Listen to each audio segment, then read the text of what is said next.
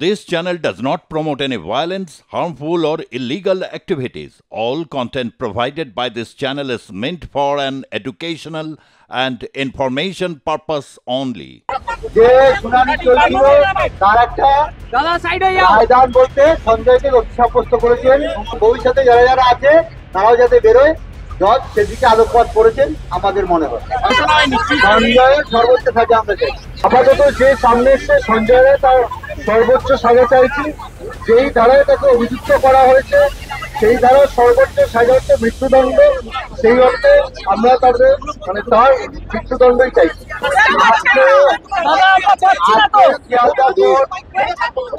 যে শুনানি চলছিল তার একটা রায়দান বলতে সঞ্জয়কে দোষী সাব্যস্ত করেছেন এবং সোমবার দিন তার কি সাজা হবে সেটা সিদ্ধান্ত নেবে।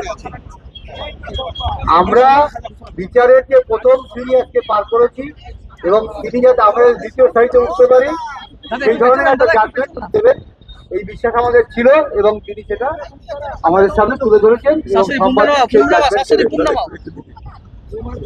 বিচারককে ধন্যবাদ দেওয়াটা আমার ক্ষমতা নেই।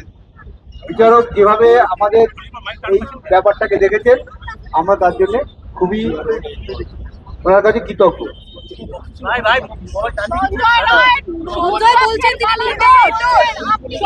সেই কথাটা সঞ্জয় রায় যেদিন সাক্ষী দিয়েছিল, সঞ্জয় রায় যেদিন সাক্ষী নেওয়া হয়েছিল সেদিনও বলেছিল।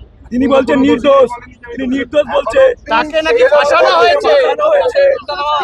কোনো রকম কোনো এভিডেন্স আসেনি। সঞ্জয় রায় যেটা বলবে সেটা তো এভিডেন্সে আসবে, সেরকম কোনো এভিডেন্স এখন অব্দি আসেনি কোর্টের কাছে। এইবার সংবাদ মাধ্যমকে বলবো, আর কিছু বলতে পারছি না। এইটুকু পর্যন্ত এটা বলেন তো আমাদের লড়াই চলছে এবং ভবিষ্যতে যারা যারা আছে তারাও যাতে বেরোয়, জজ সেদিকে আলোকপাত করেছেন আমাদের মনে হয়। আমরা সঞ্জয়ের দোষী হলে সন্তুষ্ট অসন্তুষ্টের ব্যাপার নেই, কারণ আমার মেয়ে কোনো কিছুতেই আর ফিরে আসবে না। আমার যা গেছে সেটা আমারই গেছে। সবাই আমাদের সহযোগিতা করছে এবং বিচারটা ভালোভাবে পাইয়ে দেওয়ার জন্য চেষ্টা করছে, তার জন্য সবার কাছে আমি কৃতজ্ঞ। শাস্তি এখনো ঘোষণা হয়নি, কি চাইছেন? শাস্তি এখনো ঘোষণা হয়নি, সঞ্জয়ের সর্বোচ্চ সাজা আমরা চাইছি এবং সবাই